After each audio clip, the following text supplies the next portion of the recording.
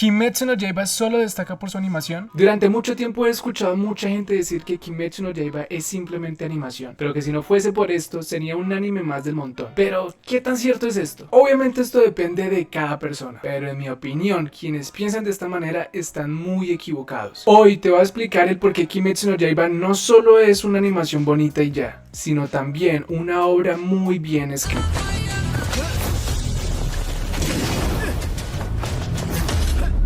Con que Kimetsu no Yaiba es un anime malo con buena animación, Miren, como siempre digo, para los gustos, colores. Y si a ti no te gusta Kimetsu no Yaiba, está bien. Estás en todo el derecho de decir que no te gusta. Pero de ahí a decir que es mala y que simplemente tiene una bonita animación, me parece que está mal. Miren, yo sé que Kimetsu no Yaiba no podrá ser una obra maestra o no tendrá una estructura nueva. La verdad es que no, sigue la estructura ya establecida de cualquier shonen. Pero, siguiendo esta estructura lo hace bastante bien. Y créanme, hay miles de shonen que aunque hacen lo mismo, no le llegan ni a la sombra a Kimetsu. ¿Pero a qué me refiero con esto? Bueno, arranquemos primero analizando su historia. Uno de los rasgos más importantes en mi opinión que cualquier historia debe de tener, ya sea una película, un libro o un anime, es saber con exactitud la meta del protagonista y el camino que va a tener que seguir para cumplirla. Y esto es algo que Kimetsu no Yaiba hace muy bien. Hay muchos animes que sí son del montón y que sí son mediocres que precisamente fallan en este aspecto. Animes en donde vas en el capítulo 56 y aún sigues sin saber de qué va la trama. No sabes qué metas tiene el protagonista, no sabes los motivos del villano, no sabes ni siquiera si estás cerca de que algo importante pase. Y como todo en esta vida, habrá gente que esto le guste, pero para mí, esto causa que yo no conecte ni con la historia ni con los personajes. Pero con Kimetsu no Yaiba esto es diferente. Desde el primer capítulo, todas las bases están establecidas de manera perfecta. Se nos explica con detalle cada aspecto importante. Conocemos a Tanjiro, su forma de pensar, su forma de actuar, sus valores, cómo se comporta con la gente, con su familia y el cómo afronta situaciones de presión y de peligro. Se nos introduce de manera brutal el concepto de los demonios, los sádicos que son, su comportamiento. En el mismo capítulo se nos introduce a los pilares, su historia, su función, su importancia y, cómo no, se nos crea el problema principal y la meta de esta historia, el salvar a Nezuko, el conseguir una cura para convertirla en un humano otra vez. Y no solo eso, sino que de una vez se marca el camino que tiene que seguir Tanjiro para salvarla, que es básicamente convertirse en un cazador para así poder acabar con Muzan. Y todo esto pasa solamente en un capítulo. Y claramente todo esto está acompañado de una excelente animación que hace que uno quede embobado y con ganas de ver el siguiente capítulo. Pero eso no quita el hecho de que su historia como tal está muy bien escrita. Porque eso no es todo. A lo largo de cada capítulo vamos conociendo muchas más facetas y capas, tanto de la historia como de Tanjiro y de los demás personajes que van apareciendo, enriqueciendo cada vez más el mundo de Kimetsu. Pero claramente una historia, por más buena que sea, por más estructurada y detallada que sea, no sirve de nada sin unos buenos personajes que la acompañen. Y si algo tiene de excelente Kimetsu no Yaiba, son precisamente sus personajes. Arranquemos hablando de su protagonista, Tanjiro. Sé que hay mucha gente que dice que Tanjiro es un protagonista bastante promedio, que solo es un llorón y que vive recibiendo poderes regalados por el guión. Aunque bueno, esta última parte sí es verdad un poquito. Y aunque tengan o no tengan razón en lo que dicen, para mí Tanjiro es un protagonista muy bueno, y déjenme les explico el por qué pienso esto. De primeras, Tanjiro puede pasar por el típico protagonista de shonen buenachón que trata bien a todo mundo, y en principio sí es así. Como les digo, Kimetsu no Yaiba sigue la estructura base de cualquier shonen, pero no por eso significa que sea mediocre. Esto se ve en cualquier tipo de arte. En la música, por ejemplo, el pop, el metal, el rock, todos siguen una estructura ya establecida para cada género. Y así como hay bandas o artistas que se quedan en el montón, también hay bandas y artistas que, siguiendo la misma estructura, hacen las cosas de manera excelente. Y eso, para mi opinión, es lo que hace Kimetsu con su protagonista. Tanjiro no solo se queda estancado en esta personalidad. A lo largo de la historia vemos como es un personaje que también tiene mucha cabeza. Y no solo porque ande dándole cabezazos a todo el mundo, sino porque en verdad es muy inteligente. Tiene una inteligencia en el combate por encima de muchos personajes poderosos de la historia. No es que solo por ser el protagonista le gana a todo el mundo y ya, porque sí, porque es poderoso y ya. No, por el contrario, en la mayoría de sus combates la pasa muy mal e incluso en muchos de sus combates necesita de la ayuda de sus amigos para poder ganar. Y sí, algunas veces aparece su papá bailando bachata y esto le ayuda a ganar la pelea, es verdad, y es de las cosas más criticables del anime. Pero aún y con estas ayudas, nunca ha podido ganarle a un solo demonio importante solo. Recordemos que la primera luna a la que se enfrenta la derrotó fue Tomioka.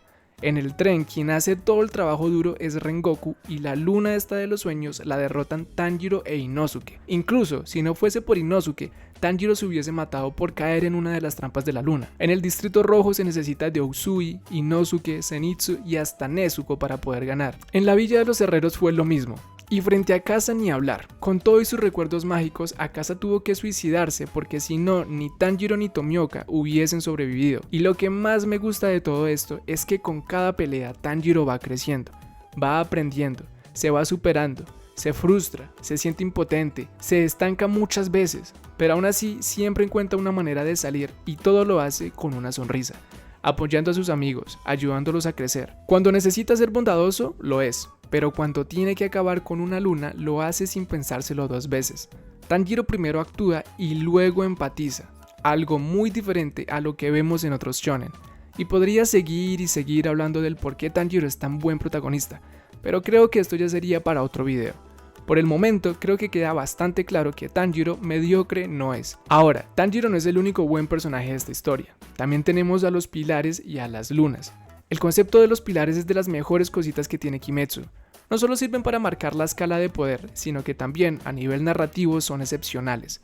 Algunos con más desarrollo que otro, es verdad, pero todos cumpliendo siempre un papel importante. Si tuviese que hacer una escala de mis pilares favoritos, sería número 1, Rengoku, número 2, Usui y número 3, Sanemi. Para algunos sus favoritos podrían ser Tomioka, Shinobu o Kanroji. Eso la verdad da bastante igual. Lo importante es que cada pilar tiene una historia muy conmovedora que desarrolla más al mundo de Kimetsu. Cada personaje brinda una perspectiva diferente de este mundo. Cada pilar ha afrontado la vida de una manera diferente. Sus personalidades, sus poderes, su vestimenta, todo está hecho de maravilla para que te puedas representar con cualquiera de ellos. Lo único malo, pero que a la vez me encanta, es que los pilares son usados para demostrar lo poderosa que es una luna, por lo que encariñarse con cualquiera de ellos es muy peligroso. Ahora, por el otro lado tenemos a las lunas, demonios que son completamente diferentes a los pilares, pero que al mismo tiempo son iguales. Cuando conocemos la historia detrás de cada una de las lunas, nos damos cuenta que lo único que los diferencia de Tanjiro o de los pilares es la ayuda que recibieron. Las lunas sufrieron igual o incluso más que muchos pilares. Se quedaron sin familia, fueron maltratados, nacieron en circunstancias terribles, pero con la diferencia de que quien los ayudó fue Muzan y no el patrón, lo que demuestra el complejo mundo detrás de Kimetsu no Yaiba. Las lunas también tienen una mentalidad diferente entre ellas. Unos quieren poder, otros buscan placer, otras buscan pelear contra alguien fuerte, pero en general todos buscan un motivo para su vida. Y cuando mueren, todos buscan encontrar la paz. Bueno, no todos, hay algunas lunas que simplemente dan asco y ya, pero la mayoría de ellas nos dan también una perspectiva que muchas veces se ignora solo por el hecho de que son los malos. Pero en un mundo tan complejo como el de Kimetsu, la verdad, lo bueno y lo malo, lo divide una línea muy delgada. Creo que sin duda alguna, lo que más flaquea relacionado con las lunas es el jefe Muzan. Esto es uno de los puntos más débiles desafortunadamente. Pero ya para ir cerrando, hay algo que todo anime tiene que tener muy bien establecido para considerarse como bueno, y eso es su escala de poder. Porque no importa qué tan buena sea su historia, qué tan buenos sean sus personajes, o qué tan buenos sean sus antagonistas, si su escala de poder no tiene sentido, todo lo demás tampoco lo tiene. Y en el caso de Kimetsu, esto está muy bien hecho. A ver. Antes de que comiencen a decir lo de la bachata del papá de Tanjiro. Sí, tienen razón. Esto daña muchas veces la escala de poder y lo establecido en esta. Tienen razón. Pero también hay que decir que esto se usa pocas veces entre comillas. Y más importante, nunca ha tenido un efecto positivo. Como mencioné antes, esto nunca ha sido extremadamente determinante para ganarle a nadie. Esto de la danza del sol es algo que solo ha servido para desarrollar un poco más la historia, para conocer el origen de las respiraciones, para conocer al primer pilar, para entender el miedo de Muzan por los aretes de Tanjiro. Y sí, algunas veces Tanjiro recibe un boost de energía un tanto falso, gracias a que se acuerda de su papá y por eso le puede dar más pelea a algunas lunas. Pero aún así, nunca ha sido algo que rompa por completo el anime. Las respiraciones es un concepto muy bien elaborado para mi opinión. Está muy bien establecido sus fortalezas y debilidades.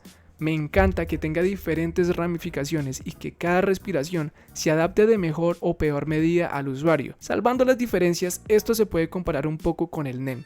Hay diferentes tipos de nen, pero cada uno funciona o se adapta de mejor manera a cada usuario, dependiendo de su personalidad, sus deseos o su esencia. Obviamente entre el nen y las respiraciones hay mucha diferencia, yo sé, pero aún así el concepto es el mismo. Cada cazador puede usar cualquier respiración, pero no todos la van a poder dominar. Tienes que usar una que se adapte a tu estilo de pelea, a tus capacidades físicas o mentales, a tu personalidad.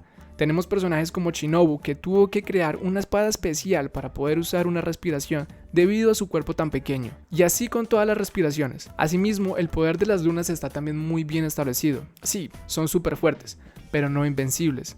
Esto hace que no obliguen al mangaka a tener que inventar poderes salidos de la nada para poder vencerlos.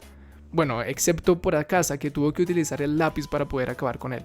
Pero aún y con eso, nunca su escala de poder se vio modificada o alterada para beneficio de la historia. Y podría nombrar muchas más cosas a favor de Kimetsu, pero creo que con esto es más que suficiente para explicar el por qué Kimetsu es más que solo una animación bonita, y el por qué considero que es un excelente anime.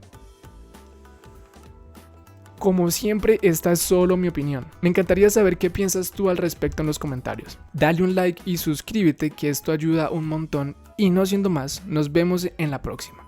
Bye.